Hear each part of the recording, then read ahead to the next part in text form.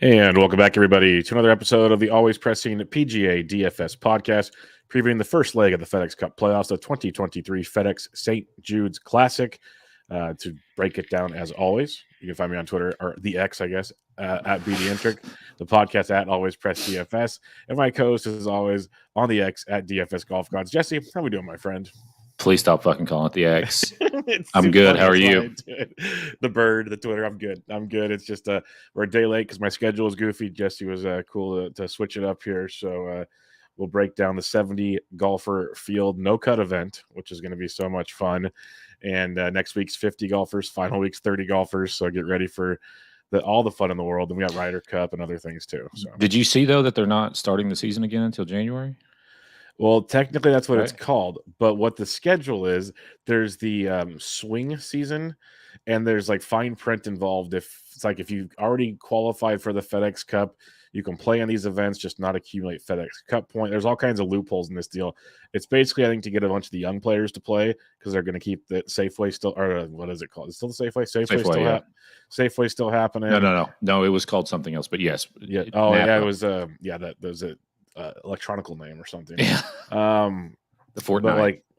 Fortnite. Yeah, you'll have the Vegas, the Shriners. All these tournaments will still be going on in the Sanderson Farms, all that good stuff that we come to love in the winter time. I see now.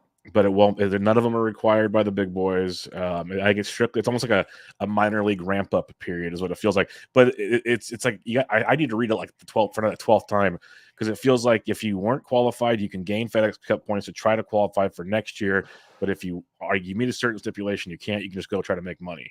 It's a really weird deal. I gotcha. And it's still it's listed under the 2022-2023 season. Yeah, like it's not listed under 2024 season. Yeah. So I guess, so what you're saying, technically the 2024 season starts in January, but somehow there's a loophole in the swing season. I don't know. I don't think the PGA knows anymore. I really don't think they do. I think they're playing it from their hip. The new schedule, like you said, came out, like the official rundown came out, I believe today actually. And I'm pumped because Pebble's going to be a alternate event or not an alternate, elevated, even signature or whatever they call it now. Mm-hmm. Elevated. And it's gonna be really cool because at first I was worried. I'm like, okay, I get it. The Pro-Am sucks, but it raises a ton of money. So it's gonna be like 70 golfers, but the Pro-Am's just Thursday, Friday at Spyglass and Pebble, and then it's only the pros on the weekend at Pebble. So that's actually pretty cool. Yeah. And then the reason I liked it a lot when I saw it is now I haven't really gone the last couple of years because you've seen the fields. Like, why the heck am I going out there? Now I'm excited to go watch some big boys golf. So yeah, we just got to find a home for the Barbasol now. That's the problem. Yeah, it's out. I noticed that in next year's schedule was TBT. So yeah. Myrtle Beach has an alternate event. That surprised me. That's a new one. So that's cool, man. I mean, that is kind of cool. Yeah. There's no course listed though. Yeah, that's why we'll pick from one of the 300 in the area and see where we can play. Yeah. We'll see what happens. The schedule's goofy. I think there's gonna be a lot more ironing out of that, and we'll figure it out as the swing season goes on, probably. But the big boys will get a breather. They'll have the Ryder Cup, and then see them tee it up for good. But I have a hunch, just creatures of habits that they are, we'll see them in the swing season here and there. Like Max Homa will play the Fortnite because he's won it 2 years in a row. Right. Like certain dudes are going to show up and play these events to stay loose and stay fresh type deal. Like Justin Thomas might play all of them to gain FedEx Cup points. Who knows? It's going to be an interesting ride. Real quick before we get into the St. Jude's Classic, any thoughts on last week's Wyndham where Lucas Glover got it done? Like it was a tilting week for me. It's been tilting for like last month and a half or so. I've had 4 guys every week that just dominate, and then I'm having trouble keeping 6 of 6. I had 4 of the top 5 in the field this past week in the lineup, and it was a 4 or 6. It cashed, but what could have been type thing. It was very tilting. Yeah, when I saw Billy Ho up there, I thought of you, and then Ben on too. But yeah, Lucas Glover, I was tilted. I didn't play him. I mean, we saw it coming kind of in the fact that he'd been trending in the right direction. So. Yeah, good for him. Otherwise, I didn't watch a single second of anything the whole weekend. Henley got kind of screwed. There was a rain delay, and so the course was wet, and he got his ball found a couple divots out there. Couldn't do any lift clean and plays and stuff. It was just nasty for him towards the end. Denny McCarthy, chalk of all chalk city. Oh, my goodness, and he chalk bombed. He was 34% in mine. I saw in some people's he was like over 50%. It was nuts. Yeah. So, yeah, we'll see how that goes, Denny. The reason I was all over Glover is because he missed the cut the previous week as chalk. Aaron Rye, the number one player in my model, he missed the cut as well. Just so you guys know, my model is not perfect. I played him for that reason, too. Yeah, I saw that. And I'm like, why? We talked about, like, why is he number one in my model? What the heck are we missing here? Well, he shouldn't have been. But, all right, enough's enough. Let's talk about some FedEx St. Jude's Classic. What do you have some past event history here? Yeah, I mean, obviously the last 2 years, this St. Jude Championship or whatever they're calling it now has been played at TPC Southwind, or at least the last year, excuse me, because before that it was alternating, and now I guess it's back to TPC Southwind, which is in Memphis. Last year, Will Zalatoris won in a playoff over Sepp Straka. So really the past like event history before that doesn't matter too much. But there is course history. DJ won this tournament twice, the last time in 2018. Daniel Berger won this tournament twice, back-to-back in 2016, 2017. Harris English past champion. I don't know if anybody else is in the field. I don't even know if Harris English is in the field, but like literally all these guys who have won since forever are not in the field. A lot of live golfers. Yeah, I mean, well, you got DJ and then Berger, who's hurt or whatever is going on with him. Fabian Gomez randomly in 2015. Ben Crane. I mean, it's just not. There's not. It's there's course history, but yeah, the winners are not really playing. So yeah, and the types, it's like you said, it used to be like a regular tournament, then it was a WGC. Yep. Now it's part of the FedEx. Like, so the quality of fields have varied from tournament to tournament as well. Thus, by some of the players Jesse mentioned. He did mention TPC Southwind. It's a par 70, about 7,250 yards. Not a crazy golf course, but the catch is if you're haywire off the tee, you're in trouble. Second narrowest fairways on tour. The rough about 2.5 to 3 inches can be penal at times. They're rolling fairways. It's going to be hot and humid, so the ball's going to fly like crazy. A lot of tree lined out there. You have small greens, 4th smallest on tour. 12 par 4s, 8 of them are over 445. You have 4 par 3s and only 2 par 5s, so you obviously have to take advantage of the par 5s. But a ton of dog legs, which makes the short course play much, much longer. So it's all positional off the tee. You can bomb it and get away with it. Like you said, DJ won here and some other guys have as well. But at the same time, if you're hitting fairways and you have a good approach game, a lot of approaches from like 150 to 200, give or take, depending on how you play it off the tee, if you play it cautiously or not. And scrambling will be very important. Obviously, no cut event. So that changes a lot of things because there's water all over this golf course. 11 holes have water. It averages, since 2003, I'm reading, is the most water balls on tour. That's even more than Sawgrass. So put that one in the back of your mind when you're watching your guys get tilted. But on the bright side, at least there's no cut. Yeah, on the bright side, they play off 4. So this is one of the ones where you think you have a great lineup going into Sunday, and you're going to get smoked by 3 guys that shoot 8 under that shouldn't even have been there on the weekend. Yeah. That's what'll happen because that's what always happens. Yes. But yeah, it's basically precision golf at its finest. And if you can get hot with the flat stick on the small Bermuda greens, you'll be able to rock and roll. So what do you have on this one? Yeah, I think you hit on the head. You got to hit fairways. Got to be accurate into the green. And I mean, last year the score wasn't too crazy. 15 under as the winner. So, I mean, you can wait birdie or better. Plenty of course history to wait as well. Yep, for sure. Let's have some fun with it. Let's talk DK pricing here. And we'll start off with 10K and above. Scotty Scheffler, 12-1. Rory, 11-5. Rahm, 11-1. Victor Hovland, 10-2. Xander at 10,000. How would you be starting things out if you're starting out down here? Yeah, I mean, it's hard not to play at least one of these guys. I think they're all 5 very playable. I'm just going to say Jon Rahm is the guy that I would play for sure. 5th, 52nd, and 7th in his 3 appearances at this golf course. Come off the second place finish at the Open Championship. He did miss the cut the Travelers, but I was thinking, like, it's been a down year for Jon Rahm. He won the fucking Masters. He won the Genesis. It was all at the beginning of the season. Yeah. Since then, it has been kind of, not really Jon Rahm level. Now that second place finish to, runaway Brian Harman at the Open Championship. He's Brian Harman not getting into the Open Championship away probably from winning it. So, obviously, he's figured some stuff out there. So, Rahm is the one guy that I'm just going to highlight up top here, but again, all 5 of them are playable in my opinion. Yeah, since we're recording on a Tuesday, we have a little bit of ownership fun here.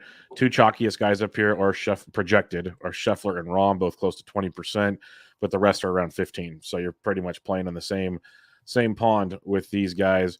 But if I'm looking at this range, man, it's the old saying. Scotty was seen trying out, I think, 3 different putters on Tuesday. So was Rory. Rory was hitting a different putter as well. So yeah, just that gives you a lot to think about. These guys had time off and they're still trying new putters out. It just makes you wonder how things are going between the years.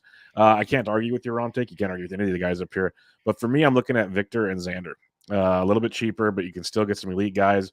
Victor was playing phenomenal golf before heading into the break. He finished 17th of the Open, 42nd of the Scottish Open, but before that, he won the Memorial. The short game has improved a bit with Victor. And on the bright side is if he has a couple of bad chipping holes, he's not going to knock you out of it with a no-cut event, which I'm a big fan of here. He's great at finding the fairway. So I like Vic. And then there's Xander. Xander loves these no-cut events. I've said it time and time again. He just loves them. He's actually fit in my model. His approach game is on point right now. He's first in par 4s, 450 to 500 in this field over the last 24 rounds. So I think for me, Victor and Xander would be kind of my pivots off the more popular guys in this range. 9K range, you got Cantlay at 98, Hatton at 97, Ricky Fowler 95, Spieth 93, Fleetwood 91, and Morikawa's all the way down to $9,000. What do you like here? Yeah, I mean, Hatton is most definitely playable. He's when they haven't had a cut here, he's never missed a cut. His best finish is 17th at this course in 2021. And he's just playing really solid golf. I mean, 20th, 6th, 27th, 3rd, 12th, 15th, 5th, 3rd. Just really solid golf since May. Fleetwood at 9,100. He did finish 4th here back in 2019. He's coming off the 10th place finish at the Open Championship and then 6th at the Scottish Open. And then Morikawa finished 5th here last year, 22nd, 20th in his 2 previous appearances before that. Coming off a miscut at the Open Championship, but finished 2nd at the Rocket Mortgage. I mean, it's a no-cut event, so you got to take, those miscuts and just kind of throw them out the window. The course history there is enough for me to kind of hop on him, and I'm assuming I don't have any ownership projections, but he's projected to be about almost 19%. Him and Ricky are the chalk in this range. Well, that's interesting. Well, they're both about 19. Everyone else is around 15, except for Spieth at 9. So it's just like the high. Everyone's going these big guys, and they're going to go stars. It looks like stars and scrubs out the gate. Yeah, I mean that's generally speaking how it works in no cut events. So. Yeah, I mean, I think Hatton's really the only guy that's playable. I'm not a huge fan of this range, so to me, I'd probably start up top and skip this range and head down more toward the middle. But yeah, we're always pro team Hatton on this podcast, so I have zero problem putting Tyrrell in any lineup this week. I like him a lot in this range at $9,700. You mentioned the form all season's been outstanding. Just can he break through? That'd be fun to see. And no cut event makes it even better because when he full tilts something, he's not out of it anymore. So it's like going to be awesome to see how he handles that. Ricky's great. I have him checked off. He's going to be chalk as hell, but he's got great course history here. He's coming in an amazing form. There's just not too much bad to say about Ricky Fowler. Fleetwood as well. The form coming in is outstanding. I love Morikawa. I was hoping he wouldn't be this popular, but I guess people are smart enough to see the price tag and the form that, even though with the miscut at the Open, still a guy that was playing some pretty good golf and could click at any moment. Just it's always the flat stick with him. He's still 6th on my model. His approach game's elite in this field. Great par 3 scorer as well, which you're going to need on some of these holes. So, yeah, I like Morikawa quite a bit. But he's chalky. So it's pretty much Hatton and Morikawa and Fleetwood. Same guys as you in this range.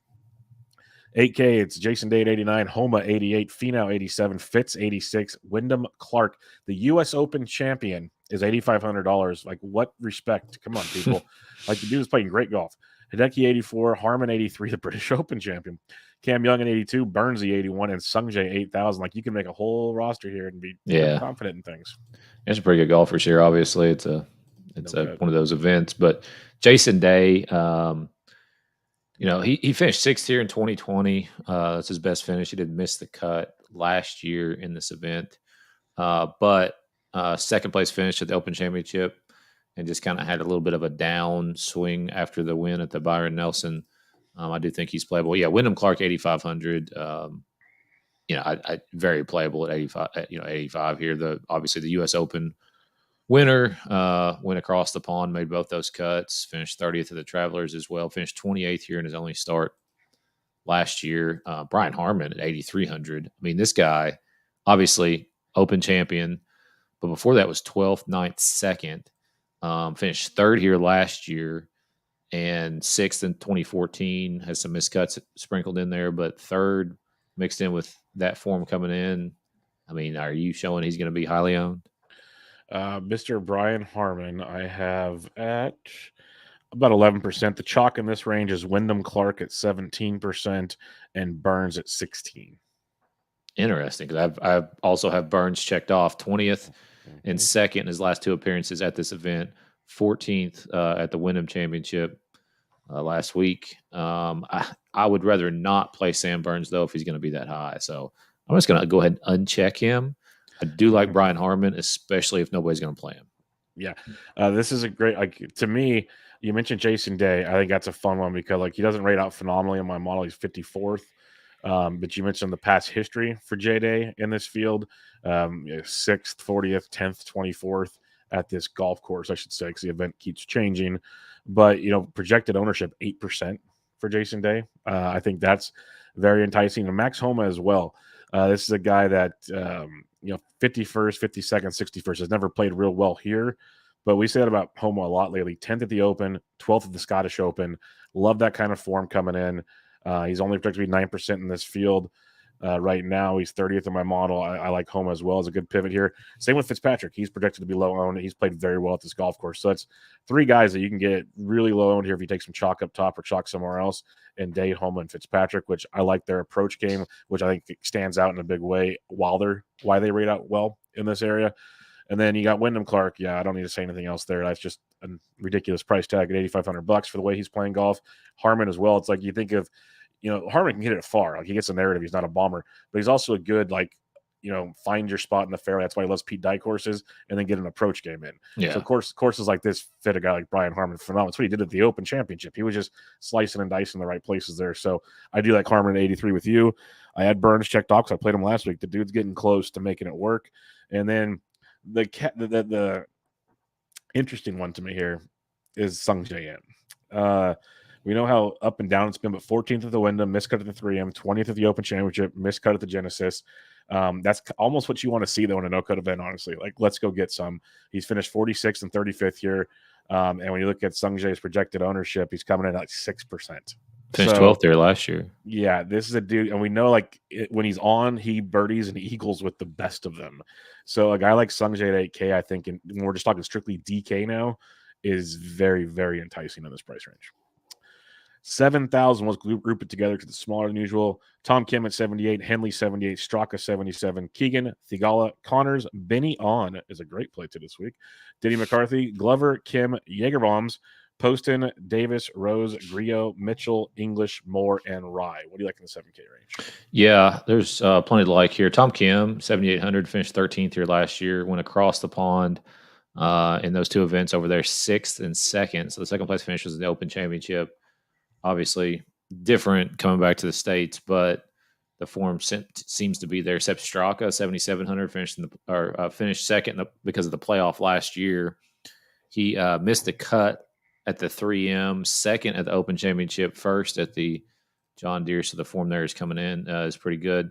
Denny McCarthy, I played him last week, and I regret it big time. I mean, he was I was just in a single entry. He was almost 50% off. It was insane. Yeah. I mean, just you never want to play anybody that high owned ever. Yeah. I mean, it's just ridiculous, especially in a single entry. But I think going back to him this week, you're going to get some depressed ownership. 100%. He actually has good course history, 20th and 18th in his last 2 starts here. Now, his last start here was last year, and then again in 2018. So it's not like he's been here every year, but back-to-back missed cuts is weird. Glover at 7,400 had to win to get in. 3rd here last year, and obviously won last week. Jaeger at 7,300, 46th here last year, missed the cut in 2018, but just playing really solid golf. Hasn't missed a cut since the Heritage, so just a bunch of check cashing for Mr. Jaeger. Cameron Davis at 7,200, 13th here last year, 60th the year before that. Back-to-back top 10s for Cam Davis. Obviously, the fields that he's been playing in, not nearly what we're getting this week, but I do like Cam Davis just from the fact that he seems to be playing very well, and that's all I have in the 7K range. Yeah, Russell Henley, I can't ignore. Just a short course approach game specialist. He played great last week, obviously. $7,800 when you look at tournament history here. He hasn't played since 17, and he finished 66. But really like the form coming in with Henley, so that's one that's on my mind. Corey Connors as well. This 36th, 30th, 27th, the last 3 times he's played here. Coming in with I just had where to go. I just went blind. 52nd at the British Open, 19th at the Scottish Open. So Connors at 76 is one I am intrigued by. Benny Onum to keep playing. Like, it's simple as that. The guy is on fire with everything right now. So I love me some Benny On. I starred Denny McCarthy for the exact reason you said. Is it's why I played Lucas Glover last week and other guys. Some of these guys, it's called golf, people. You will have bad weeks in golf. That is just the way things go. Just believe in the overall talent. And Denny McCarthy is still a very, very good golfer, having a very, very good season. And if it turns into a putting contest potentially, obviously the guy you want in your bag. So $7,500 with Denny is totally fine. Glover's projected to be about 20% in this range. Just gonna throw that out there right now. He's number 1 in my model for good reasons. He's playing great golf, but keep that in mind. Siwoo's 4th in my model because he's 3rd in fairways gained, and his approach game from the proximities we're looking to are very, very strong. But 65th, he did finish 10th here in 2018 and a 50th. So you could look at Siwoo if you want. I love Jaeger Bombs. Poston's playing great golf. Cam Davis, I'm 100% with you there. 2 top 10s in a row. These shorter courses, we talk about it all the time. This is kind of what he actually does very, very well. Yep. And then, I'm not going to try to name everybody, but like Rio, English, and Rye, I can see having some upside, especially with Rye missing the cut last week. He's number 1 in the field in fairways gained in the last 24 rounds. Is he number 1 in your model? No, he's 12th. Good. Lucas Glover's number 1. Okay. So we're good there. That checks out. So we can let that one slide. That actually does check out. Yeah, he's actually playing that. I'm assuming you're not waiting any putting. No, 0% putting on this one. Yeah. No putting for me. But I think Rye is another interesting one. If he can just get in the fair like he usually can, he can make some runs for you as well. So a lot of good options in the 7K range if you're looking at ownership just for fun. Glover's about 16%, not 20. Your kind of pivots in this range would be the likes of Denny McCarthy, Cam Davis, and then some of the 7K guys are relatively low rostered as well. All right, 6K range. Jesse, who you liking? Eric Cole at 6,900. He's another guy who was a super chalky dude last week too. I mean, he was over 15% owned. In the contest I was in, finished 14th, 30th at the 3M, 60th at the Scottish. I think he had to have a good finish to get into this event, and he did that. Vincent Norman, Barbasol champion. Since then, he's made all 3 cuts. Much, much, much worse events than this, but I think he's all right at 67. 6,600, JJ Spawn finished 42nd here last year, has 4 straight made cuts on his record, currently coming in. Again, not nearly the field here, but 1 top 10 in those last 4. Lee Hodges, 6,500, finished 13th here last year, coming off a win at the 3M Open. Andrew Putnam at 64, 5th, 24th, 2nd, missed cut in his last 4 appearances at this event. Hasn't missed a cut since the PGA Championship. A lot of not great finishes, but he did make the cut at the Open Championship, the Scottish Open Championship, the Travelers, the U.S. Open, the Memorial. I mean, all big events there. So I think he's all right at 6,400, and I'd like to play Sam Stevens if he didn't shoot 1,000 last week. That's all I got. I'm just happy to see Sam Stevens was a top 70 to make the FedEx Cup after all the times we talked about him. Like, at least he backed it up. He got the job done. Well, he was having good finishes there for a while, and he's kind of fell off a little bit, but 76, 72 last week is not going to get the job done. Not going to do it. Tomas Dietrich, this one is intriguing to me because he's been up and down all season. He's never played here before, but if you look at recent results, 21st, 13th, 42nd. So Dietrich's a dude, if you want to pivot off of Cole. I love Cole. He's projected to be 11%. I like Cole, and I've said it before, especially for DK, because if you ever watch his round of golf, it's like birdie, birdie, birdie. He's like 6 under, then he's back to 1 under, Then he goes to 3 He under. had like a triple or a quad last week. Dude, that's what I'm saying. Like I watch, like I'll just watch his score. I'm like, what the hell did he do this time? He And was like it's- almost in the lead. I didn't look at the shot tracker. I Yeah. don't know what he did, but like he was very close. It was early on. It was on Thursday. It was not Yep. like But this is what he does. It's Yeah. what he does week in and week out. So DK wise, he's gold. And that's my point. Like he's perfect for this. Alex Smalley, he's third in my model. He's playing very, very good golf. He's kind of chalky this week, but he's never played here before. Actually, he's not playing good. Cut second at the Deer. Must just be rating pretty good from that Deer day. But he was playing good golf this season at $6,800. Brendan Todd's your fairway finder. Played well last week. If you want to go there, Svensson as well. You mentioned Lee Hodges. The other guy I have start off here, if you just want to say screw it, Sam Ryder, $6,000. $6,000 for Sam Ryder. He's 38th and 7th the last 2 weeks of the Wyndham and the 3M Open. At this event, he has never played. So if you just want to go screw it and go some stars and scrubs, it's a no-cut event, folks. Sam I like Ryder that. is a very intriguing option for you. I like that too because like he hit a shit ton of greens, hit a shit ton of fairways last week, and his putter was atrocious. Yeah, so I and he think couldn't there's scramble. Like so, his short game was just trash. Yeah, so. it just screwed him over. Like, because he's 7th from 150 to 170. Like his approach game, like, it echoes everything you just said. Like his approach game is outstanding. 60th in putting, 33rd in scrambling. But yeah, for 6K, could be interesting to say the least. Let's recap things a bit here. 10K and above, Jesse. Who's your number one? I got Rom. I'm gonna go Xander. Give me the X since we're talking X's these days. 9K range. Hatton. I'm gonna go with Morikawa. I don't know if I can do 20% Morikawa, but I like Morikawa. 8K. Brian Harmon. That's a good one. I'm going Wyndham Clark. Give me Wyndham. 85 is wrong. 7K. Go ahead and go with 2 if you want, since we usually do 2 here. Sure. Cam Davis for sure, and then I'll say Tom Kim. I'll go Benny on for definite sure, and give me some Jaeger bombs. 6K range. Eric Cole. That's the right call. I'm just going to say Sam Ryder. Let's have some fun with it. Let's go YOLO. If you're building, I don't condone cash this week, people, just because you'll get full tilted on Sunday if you lose. If you're building a GPP lineup, Jesse, how do you start things out? I like Rom, Harmon, and then like you were talking about with Sam Ryder. That really gives you some flexibility in the middle there. I'm going to go Xander with Wyndham Clark and Benny Ann. And yeah, if you want to go Ryder and really go up top again, you can, but go Benny on, Wyndham Clark, Xander Schauffele. That's where I'll be starting things out. All right. Picks to win for the week, Jesse. Scheffler 6.5 to 1, Rory's 9 to 1, Rom's 9 to 1. What do you like in this week?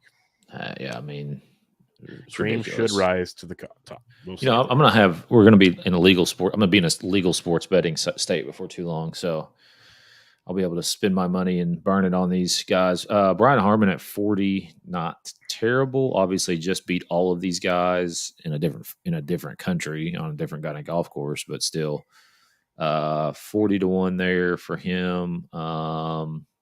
Cam Davis at 75, maybe. I mean, it's difficult, just like it is every week, to go with any of these long shots. I mean, it's just weird. Tom Kim at 35, maybe. Yeah, that's not horrible. Like I said, Wyndham's 28. I don't know if Wyndham wins this week, but it's funny looking at that compared to his DK price. Yeah, I mean, I agree. There's some value there on Wyndham Clark at 28 to 1. Yeah, that's interesting. But yeah, long shots in this field, like it could have happened, of course. You mentioned some guys that have won it, obviously different tournaments when that took place. So it's hard to just like look at one of these dudes and go, yeah, I'm going to take the long shot. You know, maybe Sam Burns gets hot at 30. I'm not sure but he seems like he's getting close. Let's put it that way. But yeah, Wyndham at 28, I like. And then, yeah, that's about it. I love Benny on this week. I don't think he's going to win. So that's the problem. That's why we play DK. We don't gamble as much as others do. Right. All right. Final thoughts, Jesse. 70 golfers. They all find the weekend unless they get hurt, and then you're really screwed anyways. So final thoughts here. I don't have much. It's season's winding down here, and it's going to be football season and Ryder Cup before you know it. I'm getting jacked up for college football. I'll tell you that Yeah. much. I know the realignment craziness that's going on. That doesn't happen for another year or so. So I'm ready for football. I'm looking Right. forward to it. DFS on Saturdays. Jesse and I, we talk all about that one. That's a fun one.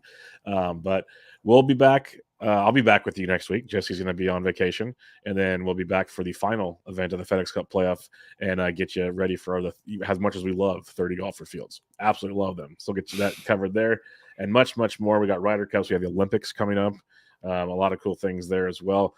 But for now, actually, Olympics is next year. I'm an idiot. Never mind. That's next year. I was looking at the schedule too much already. But until next time, you can find Jesse on Twitter at DFS Golf Gods, the podcast at Always Press DFS. I am at BD Entrick, and this was your 2023 FedEx St. Jude's Classic preview. Catch you all next time.